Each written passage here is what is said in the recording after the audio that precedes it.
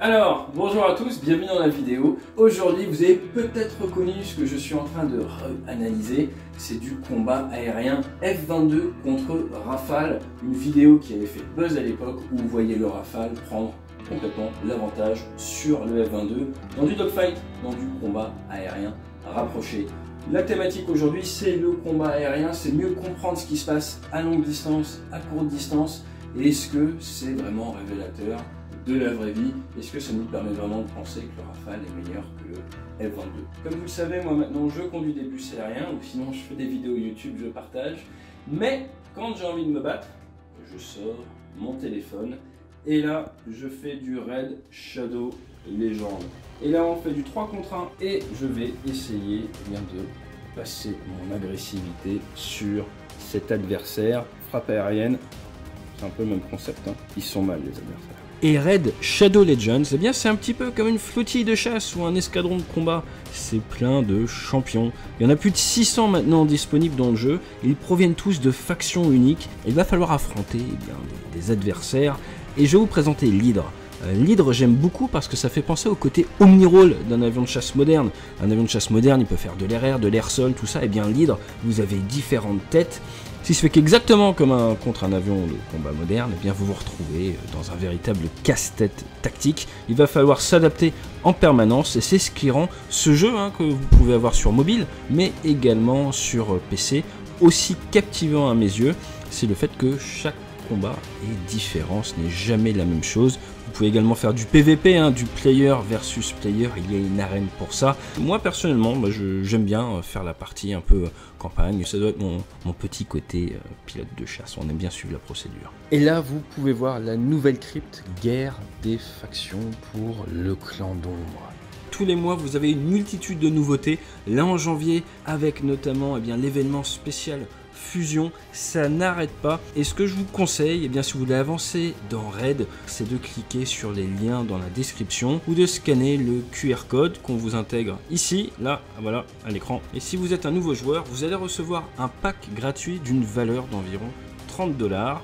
Vous allez obtenir votre champion épique, c'est Tyrell, 200 000 argent, alors c'est pour utiliser dans le jeu, un boost d'XP, l'expérience, la fameuse, très importante, une recharge d'énergie et un éclat antique.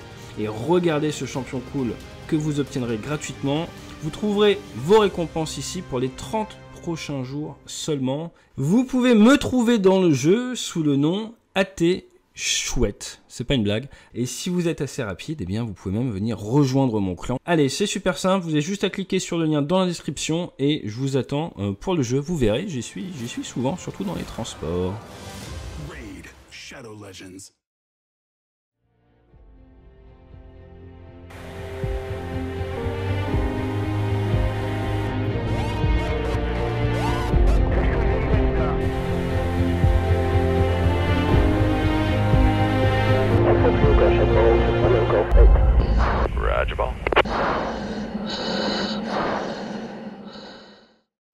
Vous avez peut-être déjà vu cette vidéo du Rafale contre le F-22, ça se passe aux Émirats Arabes Unis, au-dessus du désert.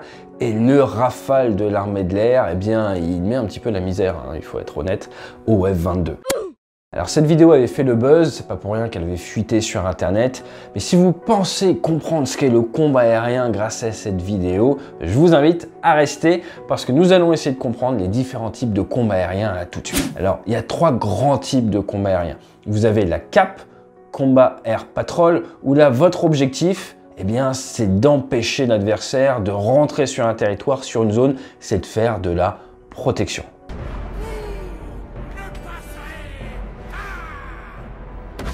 Vous avez également la sweep. Sweep, ça veut dire balayer. Là, l'idée est beaucoup plus offensive. Vous rentrez dans un espace aérien et vous prenez votre balai et vous nettoyez tout ce qui traîne. Vous allez soit détruire des avions adverses, soit vous allez les repousser, les maintenir à distance. Et ça, c'est important pour réaliser nos missions. S'il s'agit de suprématie aérienne, s'il s'agit de maîtriser un espace aérien, vous n'êtes pas obligé d'abattre les adversaires, mais il faut les tenir à distance. C'est l'idée de la sweep qui est souvent opposée à la CAP, Combat Air Patrol. Donc vous avez des balayeurs face à ceux qui essayent de protéger leur espace aérien. Et vous avez un troisième type de mission aérienne, c'est l'interception.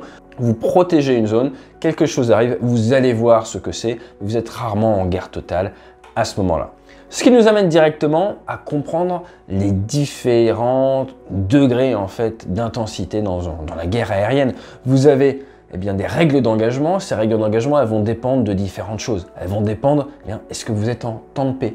Si vous êtes en temps de paix, que vous faites une interception, vous n'êtes pas censé engager l'ennemi. Néanmoins, si l'ennemi vous engage, vous avez le droit à la légitime défense, qui est légèrement différente en fonction des pays. Et en France, généralement, elle doit être immédiate et proportionnée. Je vais intercepter un avion russe, il break, il ouvre le feu sur moi, comme on peut le voir dans les Chevaliers du Ciel. Et bien à ce moment-là, nous avons le droit d'ouvrir les feux en retour. Ça fait partie des règles d'engagement immédiat et proportionné, légitime défense.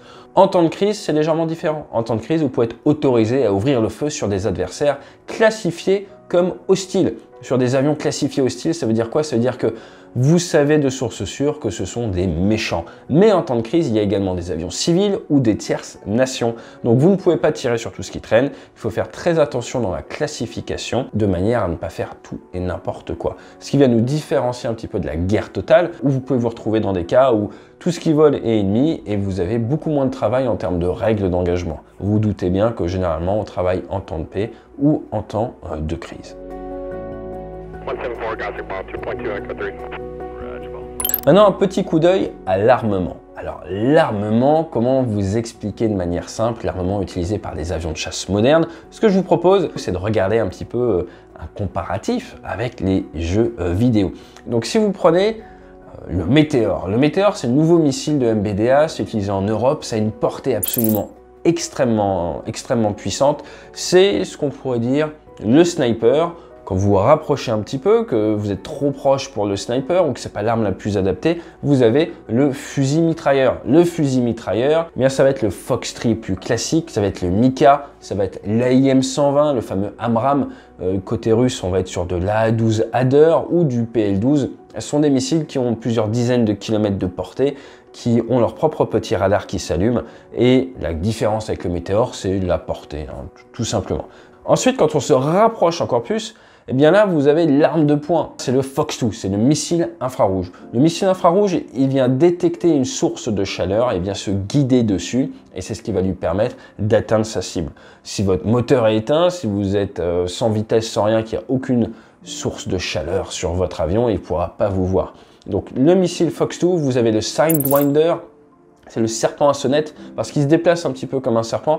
Vous avez l'ASRAAM qui est utilisé il n'y a pas très longtemps d'ailleurs contre du drone. Vous avez en France du Magic 2 qu'on retrouve par exemple sur des Mirage 2000D et vous avez le Mika infrarouge. Alors le Mika infrarouge il est un peu spécial parce que oui on peut l'utiliser à courte portée mais on peut également l'utiliser comme les Fox-3 quasiment donc c'est un peu une spécificité française. Quand vous vous rapprochez encore plus d'adversaires, et bien là maintenant vous avez le couteau. Le couteau, quand vous êtes vraiment proche de l'adversaire, vous n'allez pas sortir votre arme de sniper, ça ne va pas le faire, même ça ne va pas être possible. Donc vous allez sortir le couteau, et là c'est l'armement de 30 mm ou du 25 ou du 20 mm. En France, nous avons du canon de défense antiaérienne, c'est du 30 mm, avec des obus qui font quand même dans l'ordre de 480 grammes, plus de 20 cm de long. C'est costaud, vous en avez à peu près 125 par canon. Le Rafale, vous allez avoir un canon. Le Super Étendard, nous avions 2 canons. Le Mirage 2000D, bon, il n'y a pas de canon, mais des fois on rajoute des pods. Et là, vous êtes avec le couteau et il faut aller au contact et vous êtes forcément beaucoup plus proche. Donc, sniper, fusil mitrailleur, l'arme de poing, le couteau, vous allez adapter votre armement en fonction de la distance, en fonction de la situation, afin de prendre l'avantage sur votre adversaire, le mettre hors d'état de nuire ou alors le détruire.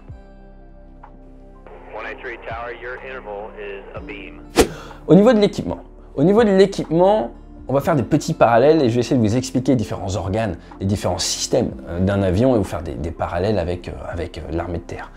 Un radar. Ce qu'il faut bien comprendre, c'est qu'un avion de chasse, maintenant, ça se bat à longue distance. À une époque, c'était tout à vue, un bataille d'Angleterre, tout ça. Maintenant, nous travaillons à des distances très lointaines. Quand vous ne voyez pas ce qui se passe, c'est le noir complet. Le fog of war, le brouillard de la guerre. On voit pas ce qui se passe. Votre radar, c'est comme une maglite, c'est une lampe torche dans la nuit. vous allumez votre radar, ça fait un faisceau lumineux, et maintenant vous lui donnez des consignes, regarde à gauche, regarde en haut, regarde en bas, regarde à droite. Et là où il regarde, vous allez pouvoir voir ce qui se passe. Donc il faut bien le gérer, il y a toute une discipline autour d'utilisation du radar qui est très importante à bien comprendre. Donc le radar, c'est votre lampe torche qui vous permet d'y voir dans la nuit, même quand il fait jour, d'y voir à longue distance, de détecter l'adversaire. Après vous avez la liaison de données. La liaison de données, ça nous permet d'avoir accès aux lampes torches de nos camarades, de voir ce qu'ils éclairent également et d'en profiter de manière à pouvoir prendre des décisions, voire ouvrir le feu sur des avions éclairés par nos camarades. Donc le radar, c'est votre lampe torche. La liaison de données, c'est l'accès aux lampes torches de vos camarades, voir ce qui se passe. Après, la guerre électronique. La guerre électronique, c'est d'une certaine manière vos oreilles. Imaginez là, j'entends un bruit qui vient de la droite. La guerre électronique va dire, ouh, il y a un bruit qui vient de la droite, je vais sûrement prendre mon radar, prendre ma lampe torche et aller regarder ce qui se passe à droite. Donc la guerre électronique, ce sont vos oreilles. Quand vous voulez faire du brouillage, eh bien là, c'est vous qui allez faire du bruit. Si je veux pas aider l'adversaire à savoir exactement, tiens, qu'est-ce que c'est comme bruit, réussir à classifier ce qui s'est passé, je vais faire beaucoup de bruit pour essayer de saturer ses oreilles et pour permettre peut-être à des copains de passer sous un autre angle. Donc la guerre électronique et le brouillage, c'est au niveau du son, c'est au niveau des oreilles ou de la saturation en bruit. On utilise également des leurres et les leurres, ils nous permettent de nous cacher, d'éviter d'être tirés en fait, principalement par les missiles. Souvent ça fonctionne par séduction, vous allez envoyer des leurres avec beaucoup de chaleur pour attirer les missiles infrarouges vers ces leurres, vers ces sources de chaleur plutôt que sur vous. Donc ce que l'on pourrait dire, c'est que les leurres, c'est un petit peu de la fumée, c'est comme quand on vous fait exploser une grenade avec de la fumée ou des fameuses grenades flashbang. Donc pour essayer d'attirer les missiles adverses ou éviter de se faire tirer dessus, on va faire un mix entre brouillage et leurrage. Nous avons d'autres systèmes, par exemple sur le Rafale, une petite boule au-dessus, l'OSF, l'optique secteur frontal, ça c'est nos jumelles. En temps de jour, vous pouvez voir, tiens, j'entends un bruit, je me retourne, je mets ma lampe dessus, je vois qu'il y a quelque chose, j'envoie mes jumelles, avec mes jumelles je grossis et là j'arrive à voir temps de jour, ah bah tiens c'est un avion de ligne, ah bah tiens c'est un avion bombardier. Donc l'optique secteur frontal, c'est une sorte de super caméra, ce sont nos jumelles. Et pour finir, en bout d'aile sur le Rafale, nous avons toujours nos MICA-IR, donc nos missiles d'interception et de combat aérien, qui scannent en permanence, qui détectent des sources de chaleur infrarouge. Et là, c'est tout simplement un détecteur thermique qui peut être très utile face à des avions qui sont furtifs. Parce que la furtivité, elle est là pour essayer d'éviter d'être détecté par votre faisceau lumineux. Mais si votre avion de chasse adverse, il va vite, s'il a la post-combustion allumée, s'il émet de la chaleur, vous allez pouvoir le détecter grâce à sa signature infrarouge. Donc voilà ce que je pouvais vous dire pour les équipements. J'espère que ça vous parle un petit peu. Le plus important, c'est comprendre que voilà, nous sommes dans la nuit, nous allumons ce radar, nous allumons cette lampe torche et si nous travaillons en réseau avec d'autres aéronefs, nous pouvons, nous, radar éteint, ne rien émettre d'un point de vue guerre électronique et profiter de la lumière faite par nos camarades qui peut-être sont plus loin et ça nous permet de mettre en œuvre des tactiques très utiles. La préparation au combat. Comment est-ce que l'on s'entraîne? Plus l'avion est complexe, plus il faut s'entraîner. Dans l'OTAN, il faut au minimum 180 heures de vol pour entraîner un pilote de combat. Il y a de multiples missions à maîtriser. Malheureusement, nous ne passons pas les 180 heures à s'entraîner à la défense aérienne ou au combat aérien. C'est une petite portion, mais certaines unités, comme par exemple l'escadron de chasse les Cigognes, en Mirage 2000-5, qui font la plupart de leurs heures en combat aérien, autant vous dire, ce sont les experts français de la mise en œuvre du MICA, de la CAP, de la SWIP. C'est un peu les gros spécialistes français, c'est des monomissions, ils font ça toute la journée. Là où des pilotes de Rafale, on va devoir faire de l'air-sol, on va faire de l'air-mer dans la marine, on va faire d'autres choses. Donc comment est-ce qu'on se prépare au combat? Il y a différents types de missions. Les grosses missions, ce qu'on appelle des COMAO, c'est des missions où vous avez énormément d'avions et il faut avoir une partie des avions qui fait la protection de l'espace aérien, une partie de l'avion qui va ouvrir l'espace aérien, faire de la sweep, d'autres qui font de la reconnaissance, d'autres qui font du tir d'armes. Donc c'est ce qui ressemble le plus à des grosses opérations, c'est la COMAO. Problématique de la COMAO, c'est quoi? C'est qu'on a beaucoup d'avions, de beaucoup de nationalités différentes et il y a beaucoup de training rules. Les training rules, ce sont les règles d'entraînement. Je vous ai parlé des règles d'engagement en temps de guerre, mais on se rajoute des règles en temps de paix, de manière à pas se tuer ou pas faire n'importe quoi. Et surtout quand on travaille avec des alliés, on a des training rules. Donc là où on aurait un domaine d'évolution, un domaine de mise en œuvre de notre armement qui est comme ça, on va on va l'adapter un petit peu à l'exercice et chaque exercice a son lot de training rules. Donc on quitte un tout petit peu le réalisme du combat. Un exemple de training rules, c'est vous n'avez pas le droit de vous tirer dessus au canon en face à face. Les risques de collision frontale sont trop grands. Donc il faut arriver par le côté ou par l'arrière pour pouvoir faire un tir canon. Vous doutez bien que peut-être un jour vous croiserez un adversaire. Lui, si vous tire canon face à face, vous n'y êtes pas entraîné en réel, aussi pourquoi pas, mais vous n'y êtes pas entraîné en réel, donc ça va avoir un impact. Donc attention à ces training rules. Et en tant qu'opérationnel, il est important de toujours avoir conscience de la déviation par rapport au combat réel dû, on va dire, à la sécurité de ton entraînement. Autre type de mission, c'est forcément cap versus sweep ou sweep versus cap. Vous prenez 2 à 4 rafales qui doivent protéger un espace aérien, 2 à 4 rafales qui doivent rentrer dans l'espace aérien, ou vous mettez les Mirage 2000 ou autre, et allez-y, fight zone, début du combat, battez-vous. C'est un peu Highlander, et le but du jeu, c'est que chacun réussisse sa mission, et derrière, forcément, on débrief, on apprend des choses et on teste des tactiques. Quand vous voulez faire du combat plus rapproché, on va faire de l'ACM, Air Combat Maneuvering, 2 contre 1, 2 gentils contre un méchant. Ça, c'était ma mission préférée sur Rafale. Quand j'étais pilote de Rafale, j'adorais être 1. Et oui, un Rafale tout seul contre 2 Rafales qui communiquent mal, vous pouvez gagner. Donc c'est très intéressant. Après avoir au niveau des training rules, est-ce que tout le monde joue full Rafale? Des fois, pour l'entraînement, vous allez dire on est 2 Rafales contre un vieux Sukhoi avec pas trop de missiles ou des choses comme ça. Et on va se faciliter la vie pour pouvoir monter en compétence nos équipages. Quand on fait ces entraînements, on a des forces bleues, c'est les gentils, et forces rouges, les méchants. Et voilà, il y a des contraintes d'entraînement. On ne joue pas toujours, comme on dit, bleu versus bleu, full up, tout notre armement, toute notre efficacité réelle versus toute l'efficacité réelle des autres. Ça se fait à des fins d'entraînement. Derrière, on fait également de la BFM, 1 contre 1, combat courte portée. Ça va être au pistolet, donc ça va être au Fox 2, à l'infrarouge et ou au canon. Pourquoi je dis et ou? Parce que des fois c'est directement au canon.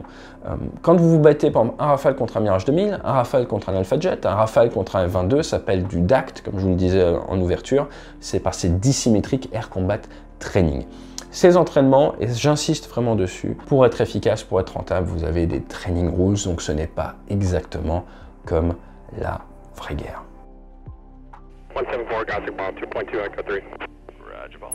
Alors, so what? On a vu F-22 versus Rafale, on a vu ces images, est-ce que c'est réaliste? Là, ce que vous voyez dans ces images, c'est un combat couteau, j'ai envie de dire, quasiment du combat couteau entre un Rafale et un F-22, là où le F-22 a été fait pour maîtriser le champ de bataille avec du fusil mitrailleur, j'ai envie de dire, au mieux. Et il n'a aucun avantage, normalement, à se rapprocher. Maintenant, attention, ce n'est pas irréaliste pour autant. Regardez ces images de ce film, on voit quoi? On voit des F-22 qui viennent intercepter un C-130 au-dessus de Washington et du fait des règles d'engagement, ils ne sont pas en guerre totale, ils viennent voir qu'est-ce qui se passe, ils sont encore temps de paix, eh bien ils se font tirer dessus à bout portant. Cela peut arriver à partir de là, même avec un avion furtif, un F-35, un F-22, tout ce que vous voulez, il faut savoir réagir dans l'enveloppe qu'on appelle Within Visual Range à vue. Il y a vraiment 2 types de combats, vous avez à vue, Within Visual Range, vous allez être au couteau et au pistolet, et vous avez BVR, Beyond Visual Range, au-delà de la portée visuelle, où vous allez plutôt être au fusil mitrailleur ou au fusil de sniper. Ne vous y méprenez pas, nous ne partons jamais seuls au combat. Jamais. Il peut nous arriver de nous entraîner en 1 contre 1, en 2 contre 1. Au combat, nous n'avons pas à partir seuls. Nous avons des zones de vulnérabilité, on ne voit pas ce qui se passe forcément parfaitement derrière nous ou autre. Donc de base, dans notre doctrine, voilà, on ne part pas tout seul au combat, on n'est pas Chuck Norris, on n'est pas John Rambo, on part en équipe, c'est ce que font les gens, les troupes au sol, c'est ce qu'on fait également dans nos avions. Donc dès que vous voyez des combats, des engagements 1 contre 1, déjà dites-vous que c'est biaisé, vous vous doutez bien que l'US Air Force n'enverrait pas un F-22 se battre tout seul. La grosse, on va dire, force de l'US Air Force, c'est son volume. Ils vont envoyer plein de F-15, plein de F-16, plein de F-22, plein de F-35 et ils vous écraseront par le volume. À partir de ça, ils en ont conscience, c'est dans leur doctrine d'emploi. Donc, pour eux, ils ne sont pas dans la recherche de l'excellence individuelle dans un combat 1 contre 1, ils sont dans du process, dans réussir à faire fonctionner ensemble 15, 20, 30, 40, 50 avions lors d'une mission d'assaut. Et on n'est pas sur la même qualité d'un point de vue pilotage, là où avec par exemple des armées françaises ou des armées plus petites, on va essayer d'avoir des pilotes qui sont des artisans. Donc d'un côté, vous avez le combat industriel à l'américaine, d'un autre côté, vous avez le combat artisanal à la française. Forcément, comme on peut voir dans les images, l'artisan en 1 contre 1 il gagne, mais on fera rarement un combat couteau. Je dis bien rarement parce que ça ne veut pas dire que ça ne peut pas arriver contre un adversaire.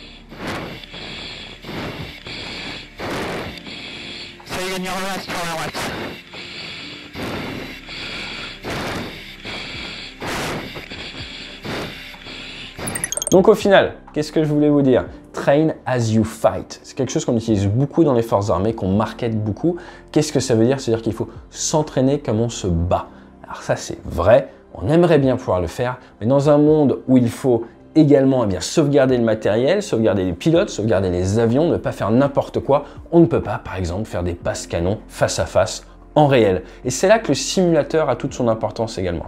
Vous avez toute une partie de l'entraînement du pilote qui se fait en réel, avec les avions, mais vous ne voyez pas forcément les tirs de missiles ou autres. C'est normal, on ne se tire pas dessus pour de vrai. Et plus nous avançons d'un point de vue technologique, plus certaines choses vont faire la différence sur le champ de bataille. Un jour peut-être, nous aurons des radars qui nous permettent de voir les départs missiles. Un jour peut-être, nous aurons des capacités de voir l'allumage des missiles adverses. Donc quand vous vous battez contre un avion furtif, que vous n'arrivez pas à détecter, s'il vous tire dessus, peut-être que vous verrez son missile. Et là, ça changera tout. Sauf que quand vous faites un entraînement longue portée contre un F-35 ou contre un F-22, il ne vous tire pas pour de vrai. Vous êtes au courant qu'il vous a tiré lorsqu'au débriefing, on fait les rejeux informatiques. Donc forcément, puisque vous n'avez pas de missile qui vous vient dessus, parce que vous ne voyez pas la traînée même du missile visuellement, vous n'allez pas réagir face à ce missile et ils vont dire « Oh oh, nous avons avec nos F-35, lors de Nellis, lors du Red Flag ou autre, on arrive à abattre 16 ou 20 F-16 pour un F-35 abattu. »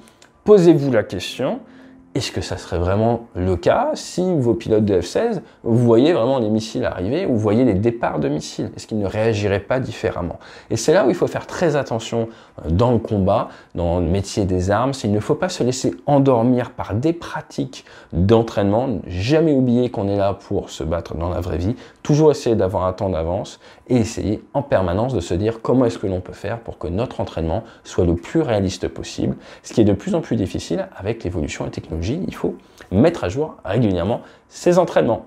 J'espère que cette vidéo vous a plu. Encore merci à notre sponsor. Si vous aimez le combat, moi personnellement ça me détend. Et je vous dis à très bientôt sur la chaîne. Vous connaissez la tradition maintenant. Notre petite question du jour. Vous êtes en ACM 2 contre 1. Et là, eh bien, vous êtes l'équipier, vous perdez de vue l'adversaire. Vous l'aviez en visuel. Quand on voit un adversaire, on dit qu'on est tali. Là, vous perdez de vue le rouge, vous perdez de vue l'adversaire. Qu'est-ce que vous annoncez à votre leader? Il y a un terme pour la perte de visuel face à un bleu, on dit blind. Et il y a un autre terme, si on perd de visuel, le rouge. Et c'est la question du jour. Allez, à très bientôt sur la chaîne. Et d'ici là, fly safe.